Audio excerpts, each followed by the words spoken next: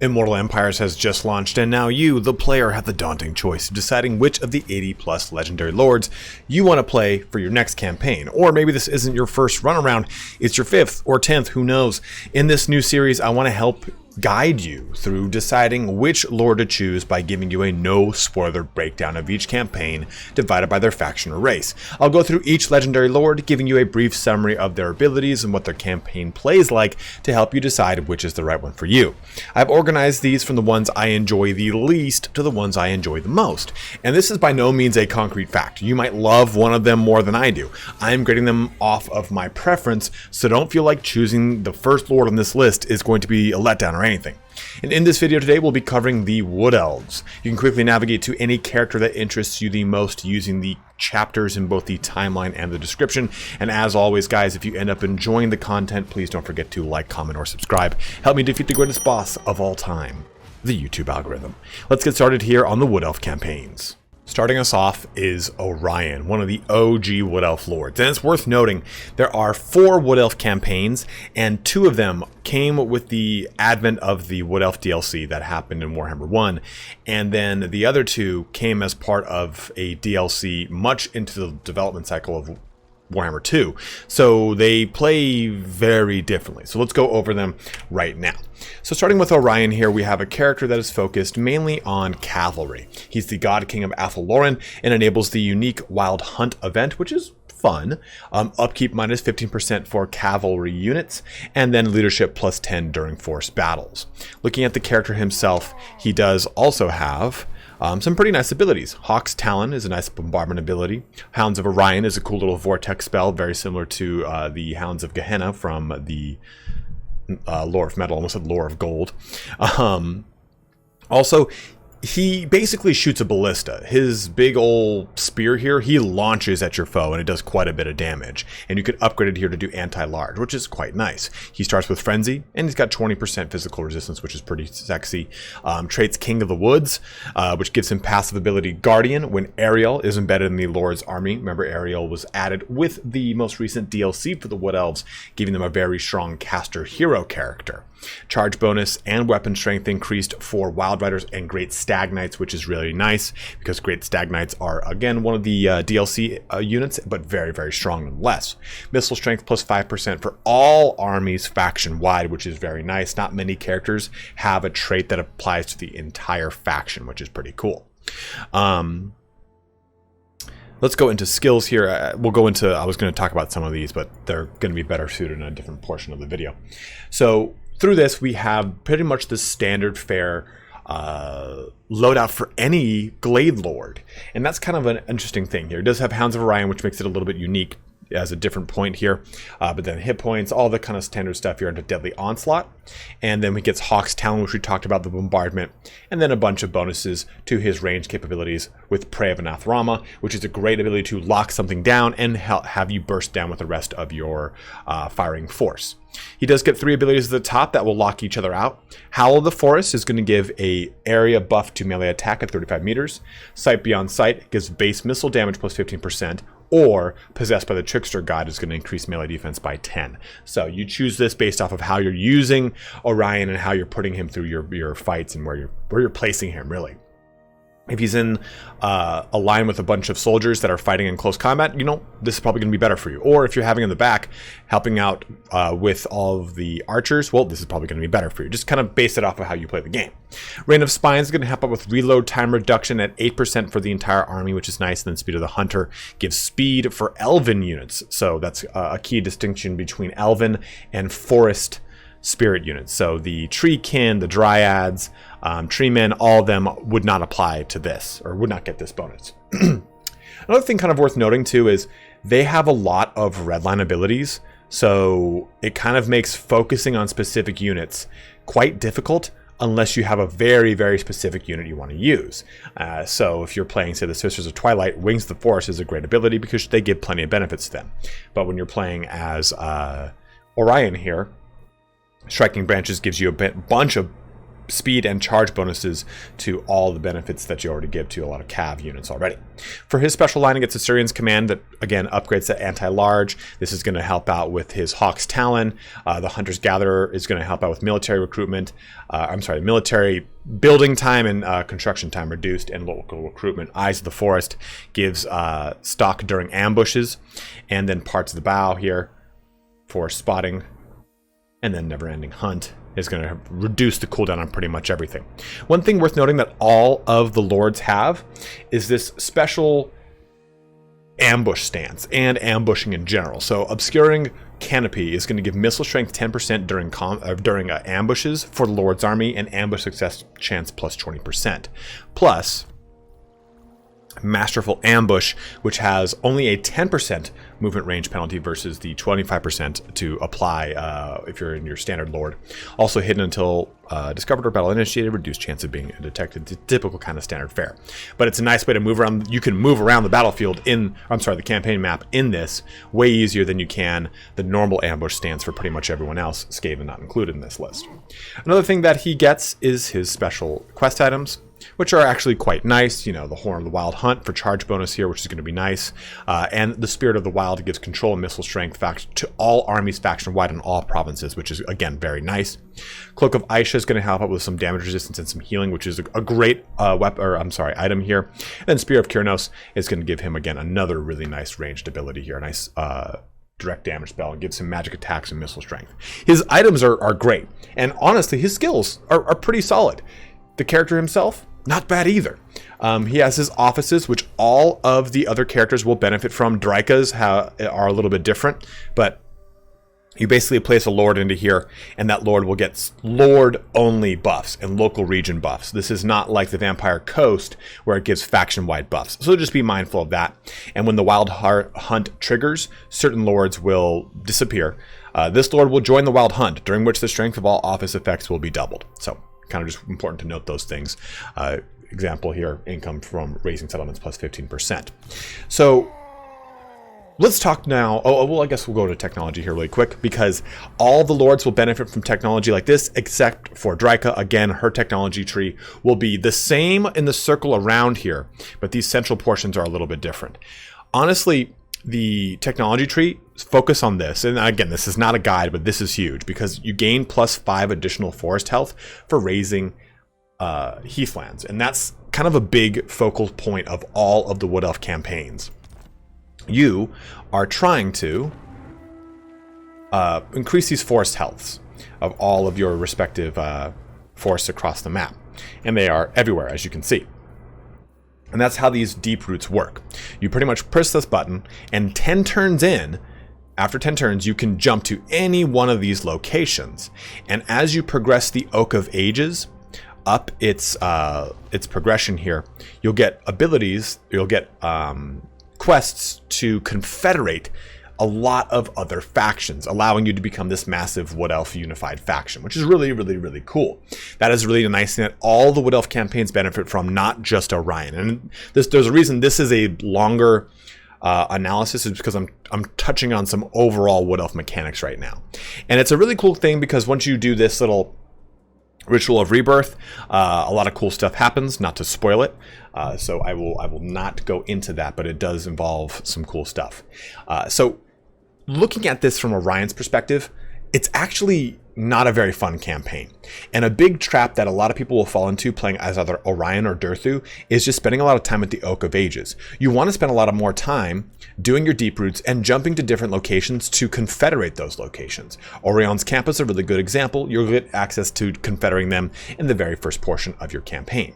And you want to look for these little guys. These are the heathlands that are around the forest, the Oak of Ages here. And you want to either raise them or occupy them. You want that number to be a 0, preferably a +1, because that +1 adds to this number right here. And as the health goes up, you can do the ritual.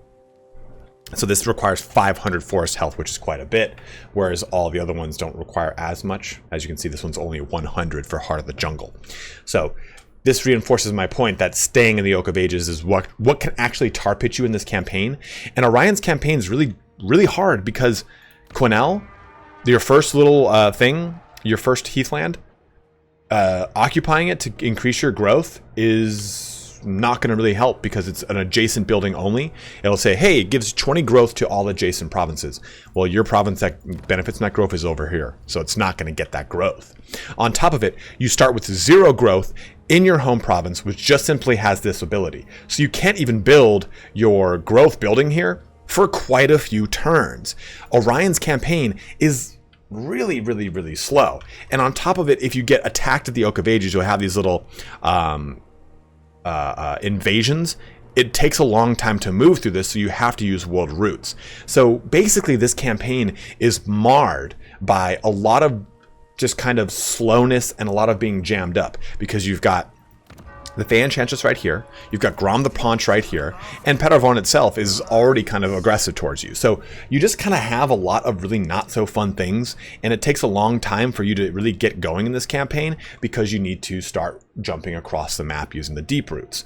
So with that being said though, this campaign will actually be good and solid for you if you want to be a Wood Elf that ranges across the map and is focused more on cavalry style armor or armies, because that is what Orion is going to focus on.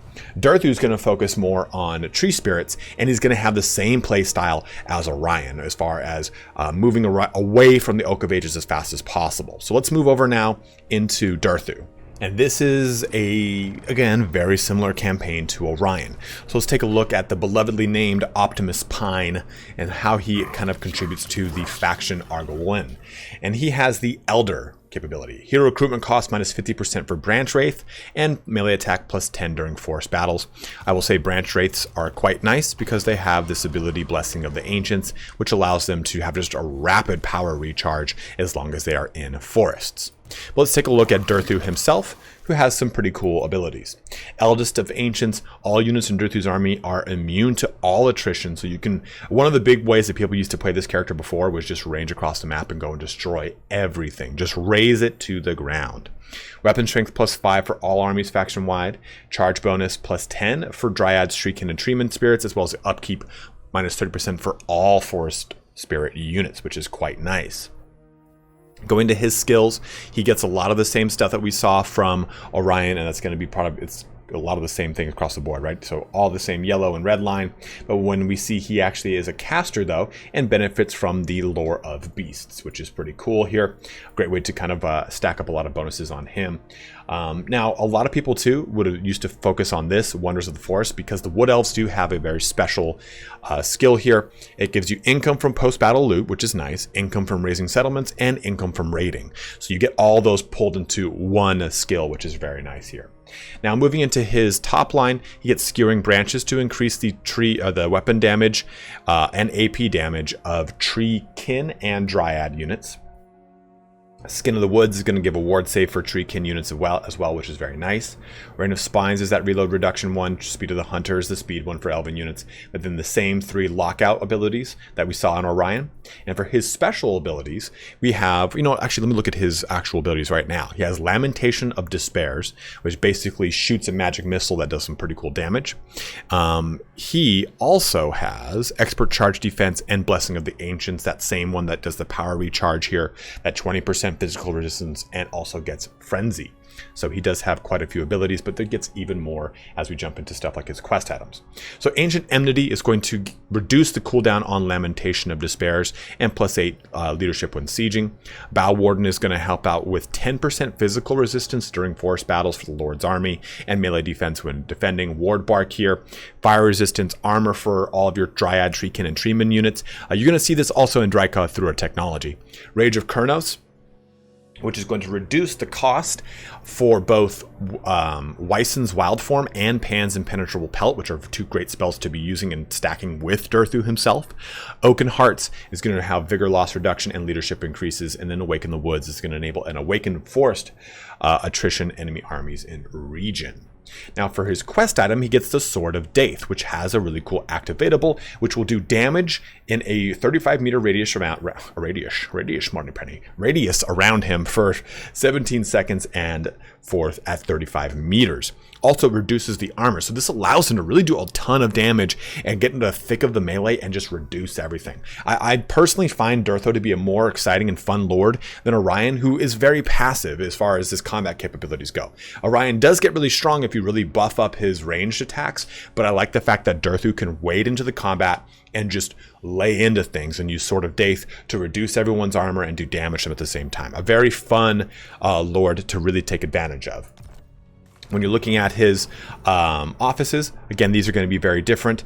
They're going to be focusing more on ancient tree spirits and kind of playing into that role. And there's no wild hunt here as well. So you just kind of see these things as remember, these are not faction-wide buffs. These are buffs for that army or the local province. So just kind of keep those things in mind. And this same kind of office system will apply to Drycha, which is just different names and kind of different themes, but for the most part, very similar. And technology tree as well. Wisdom of the Cypress is going to be the one you want to really focus on once you get 1 amber. In order to research this technology, this amount will be deducted from your total amber supply, which is something I did not go into. You need to heal a forest, which will then gain you amber that you can then put into technology. I apologize for not going into that. One thing though that we did get with that DLC is the ability to change our dryads, our treekin, and our treemen by giving them aspects of birch, willow, or oak. And this is going to give speed reduction or speed increase and armor piercing increase, but reduce physical resistance. So you can see these are some nice abilities to kind of cater your forest spirits around. Now, with all that being said, Durthu's campaign will play very similar to Orion's, but he benefits from the Waterfall Palace, which is a beautiful name. Starts right next to Carrick Norn. So if you want to actually occupy this heathland, and make it into a growth-giving heathland, you can get your growth online faster. And that's so huge. Like I said, you start with 0 growth. These are the only 2 lords that start with 0 growth, so it makes them very difficult to deal with initially. But I find Durthu's campaign to be a little bit more of a free-ranging one, because that's always the way he was played. And when you take a look at the deep roots, it just kind of it lends itself even more so to playing away from the Oak of Ages. You do want to make sure you're always pushing the Oak of Ages tree up, because you will have access to the Oak of Ages across 3 of the Wood Elf factions, Drycha not included. But on the other end of the spectrum here, Durthu is a legendary lord that you're going to have a lot of fun with campaign-wise if you want to have a lord that's in the thick of the fighting and destroying things in hand-to-hand combat. No other lord for the Wood Elves gets to do that like Durthu does. We don't have an Eroloth on a dragon or anything like that. The Sisters of Twilight, when they get their dragon, can actually throw fisticuffs and get into some good melee fights, but by and large, Durthu is going to be the one for you if you want a campaign where you're playing as the Wood Elves, ranging across the land, unifying everyone under one ancient treeman banner, and going to town with a giant Optimus Pine with Big Daddy Durthu. So let's move over to our next legendary lords or lords and ladies. So our next campaign is these Sisters of Twilight, and this one I think is a close second to the first place, because Drycha obviously is our next one, and Drycha has a lot of fun mechanics, and for a lot of people I think these 2 positions would swap interchangeably based off of the kind of units you like or the type of campaign you like for the Wood Elves. And looking at the Sisters of Twilight, we get a campaign that is focused on the Forge of Daith, which is a mechanic that has been changed since its DLC and is quite fun. Ammunition increase for the army, and then ability Volley of Kurnos for the Hawk Rider units, which is stupid strong. Now, the character Sisters of Twilight here, Aranessa and Araheim, I believe. I can't remember that. Nestra and Arahan, there we go. Their traits is upkeep minus 15% for missile units. That is stupid good, because missile units allow for you to really kind of focus on them. And this is one thing I forgot to mention in the previous 2. Wood Elves have a very strong auto-resolve because a lot of their faction focuses on missile units, and missile units get a better auto-resolve almost all the time. So this can help you really just kind of steamroll a lot of the early portions of the campaign. But melee attack and charge bonus for flying units increased pretty well here as well. Now, there are some crazy things too that they get access to. You see they've got Talon of Dusk, and Talon of Dawn. The sisters can choose to either shoot single burst, higher AP, bonus versus large shots, or like a shotgun blast, bonus versus infantry, multiple arrows. It's a really cool mechanic that they get on the actual battle map, and it's so strong. It's so good. I really, really love playing with them because they look at this. This is like Sunder's armor, 2 -30 armor. They have a lot of ways to take things down. They're very strong in combat, and the fact that they get a dragon later on makes them even better.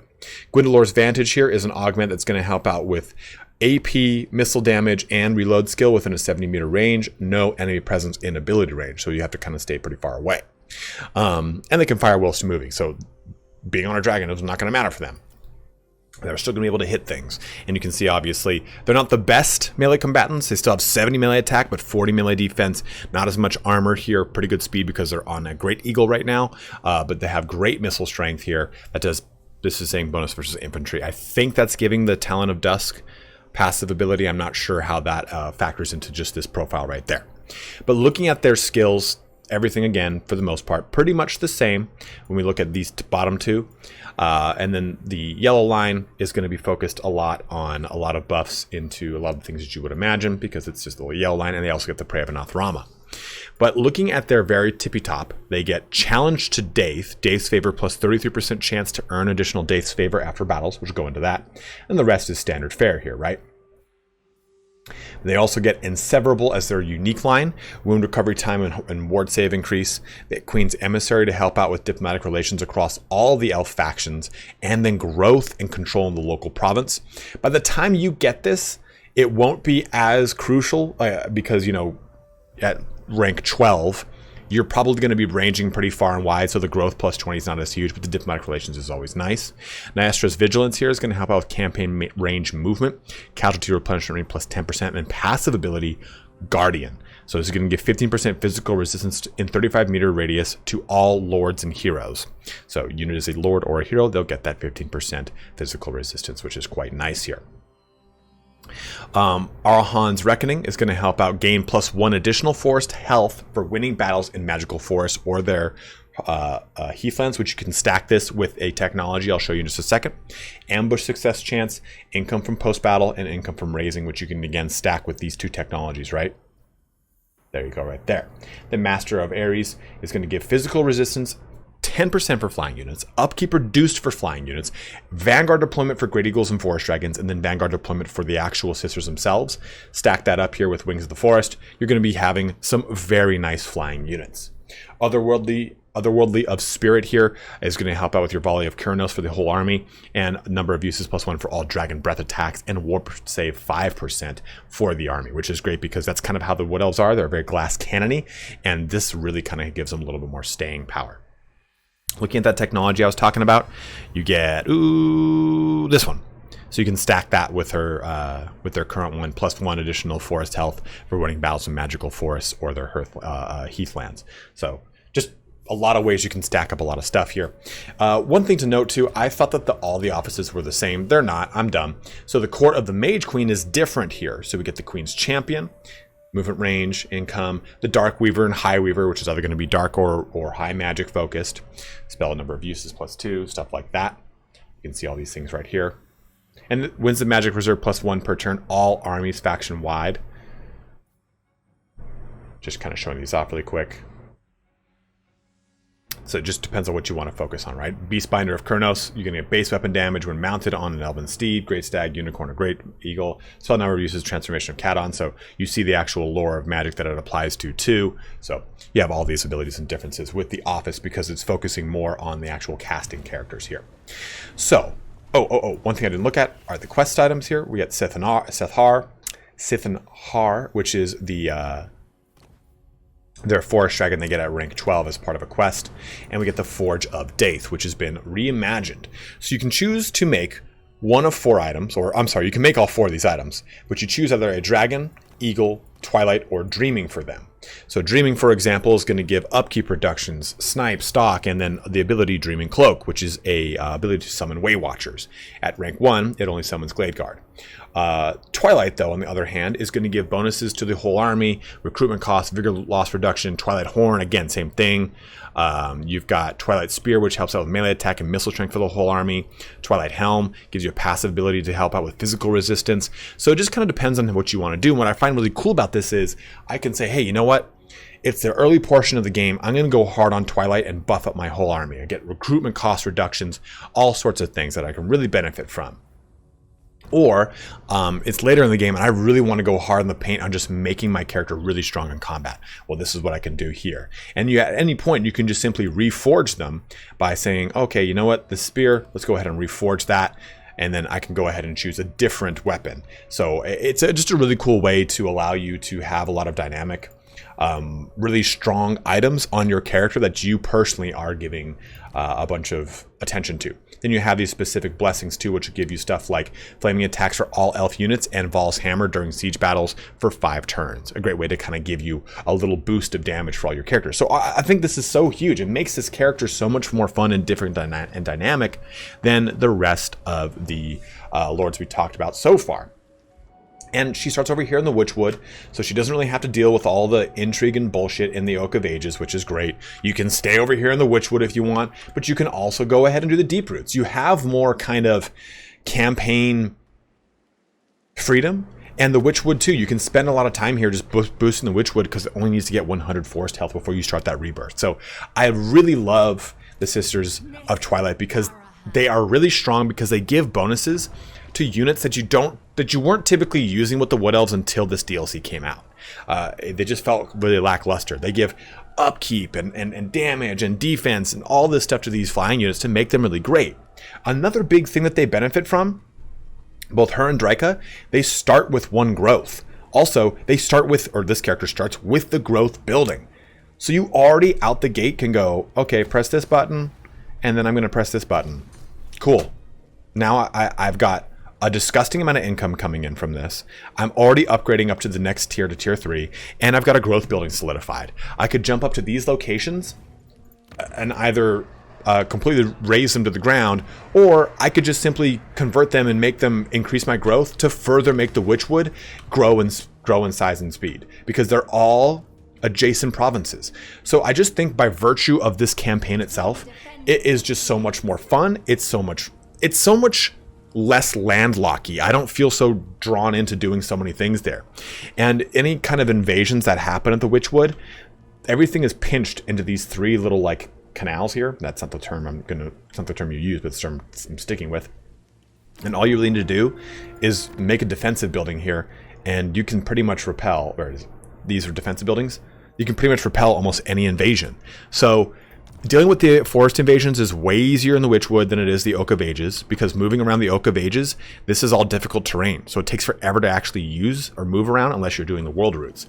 So I just think that Nestra and Arahan are a much, much more interesting campaign, and jumping across the map is so much more interesting too because I've got such strong, crazy units. You get these Great Eagles. Take a look at this ability right here. I can make these Great Eagles just jacked.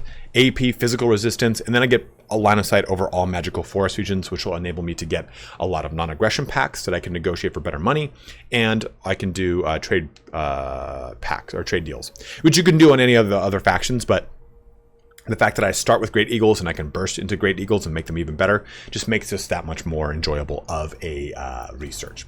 So this covers our faction of the Twilight Sister, or the Sisters of Twilight here. Again, this is a campaign you're really going to enjoy if you want to play a character that has a dragon, does an amazing amount of range damage, and can really vary that range damage between anti-infantry or anti-large, and you benefit from having all of the flying units in your roster. Forest Dragons, Hawk Riders, Great Eagles, in a really cool, amazing, and fun fashion.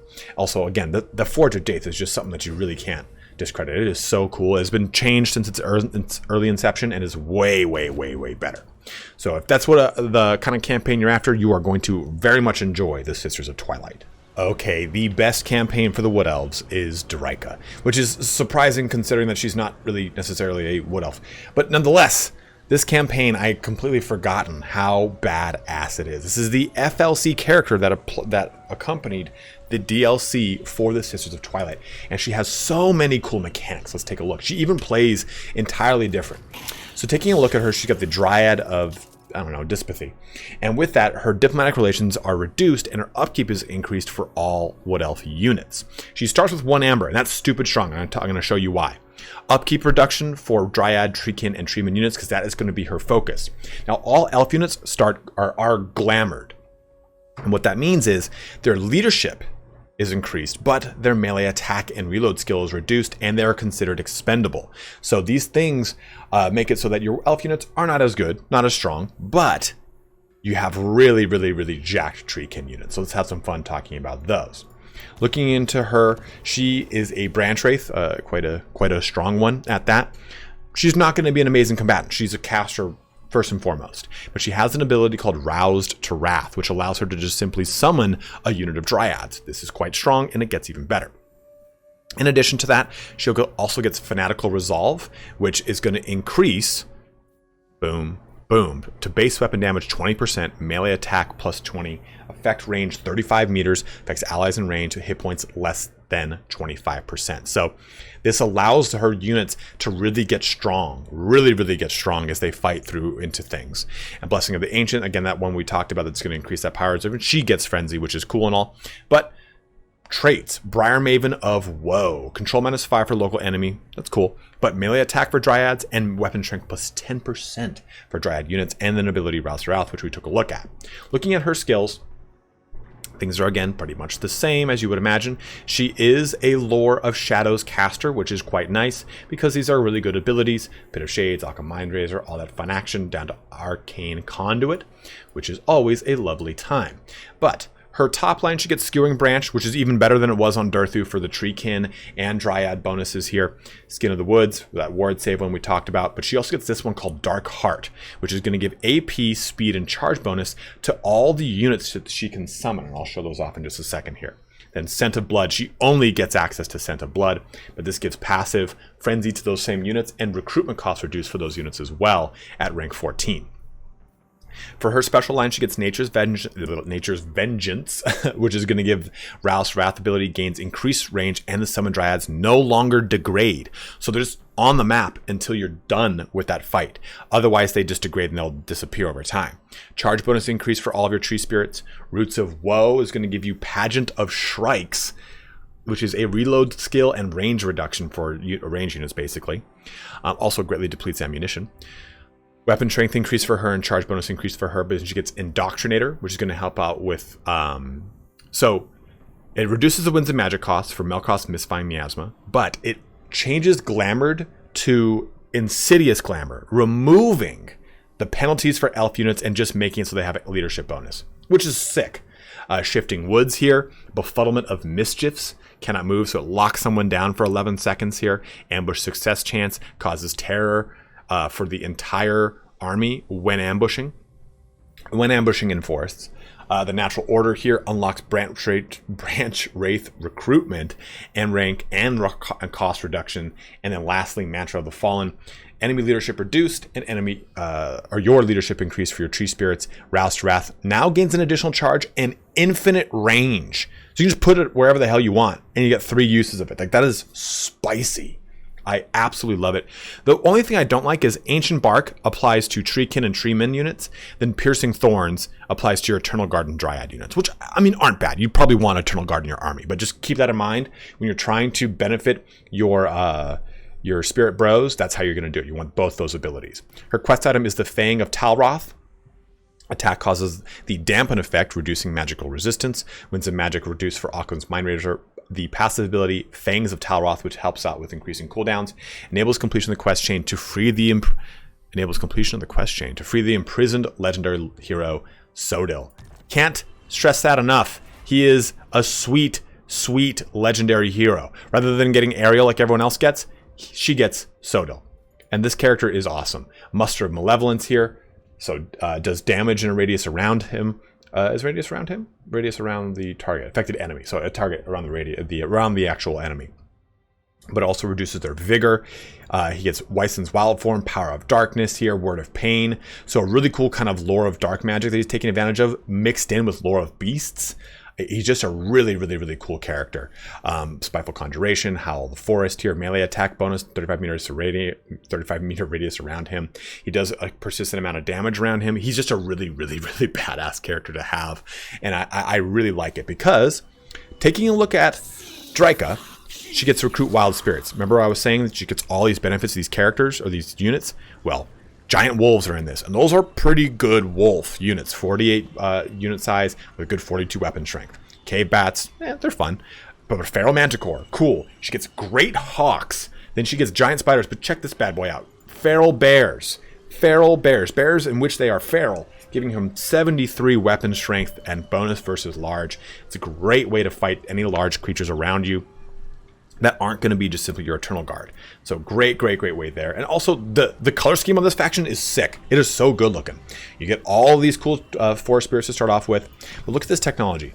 You can get Wisdom of the Cypress right out the gate. It gives you fire resistance for Dryad, Treekin, and Treeman units. Also vigor loss reduction for Treeman units. Melee infantry units. Sorry. But the gain 5 additional forest health for raising heathlands. You can just go on a raising rampage with her. Also, all these abilities are different. They kind of give bonuses towards your tree spirits. You Berry Infusion for Dryads, Treekin, and Treeman units, and that's what it does. Imbuement Poison. So it's quite lovely that you get all these awesome ways to kind of make this feel like a different campaign than your other Wood Elf campaigns. And like I said, it almost feels like a different faction. A lot of these are really great abilities. Physical resistance for all those summoned wild units. I mean, that's awesome. In addition to her actual court here is different as well. So you can see that is just kind of highlighting over these. You can see how they just kind of focus differently, of course, being on stuff like the wild units right there. Speaker of the Forgotten, giving greater arcane conduit. She over here getting 10% when fighting against elves, and melee attack +5 when fighting against elves as well. So I find this character to be extremely fun because I'm not dealing with the Oak of Ages, which is something that kind of hamstrings you monetarily. It's something you just have to pour money into. She starts with 1 growth, so she can immediately get the growth building. And she doesn't have to worry about making the growth buildings around her if she so wishes, because she can push this to the forest health all the way to max so quickly. And by doing so, it's just going to give her recruitment cost reductions, diplomatic relations with vampires, so she can jump into that. Forest health per turn at Athalloran. Like, it's just such a strong campaign because you can abuse that early technology of Wisdom of Cypress. And on top of it, you have such a diverse amount of things to go into. Empires right here, right? But then look at this. Oh, you already have some Norskins right there. You start right next to some ogres. Then right over here, the Brass Keep, you have Festus. Brass keep, whatever the Brass Keep. The Festus is right around here, which will be a little bit of a thorn in your side, so you do want to kind of deal with him. But I think that this campaign is fun because you can just do so much. You start right next to 2 pretty huge forests that you can do some fun damage with and have a lot of good times with. And Drycha, while not an impressive character in and of herself in combat or anything like that, the amount of benefits you can give all of your dryads and making them really be powerful is just so strong. Take a look at this, man. Like, I can already get Deepwood Scouts and Waystalkers in my army. She starts with a Waystalker. What am I even saying?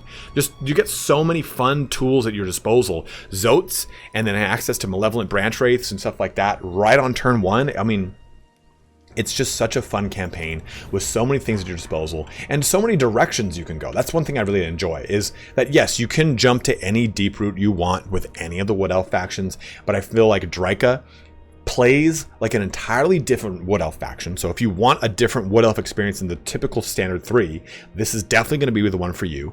And if you want to play heavily into tree spirits in ways that Durthu could only dream of, this is even more so going to be the campaign for you. I find that, again, the FLC character really kind of outshines a lot of the DLC or other standard fare characters for the faction. It was like that with Rapunzel, right? She was number 1 on the list because she was just so fun and so diverse and so different.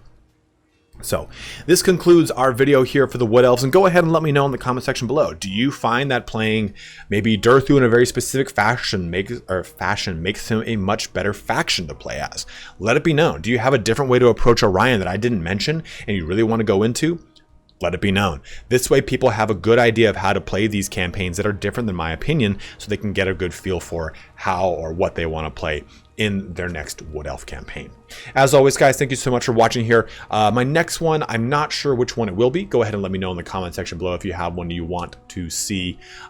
Dwarfs and Vampire Coast and Vampire Counts have all been 3 big requests that I might be doing next. So go ahead and let it be known. As always, thank you so much for watching here today. Have a good one and take care.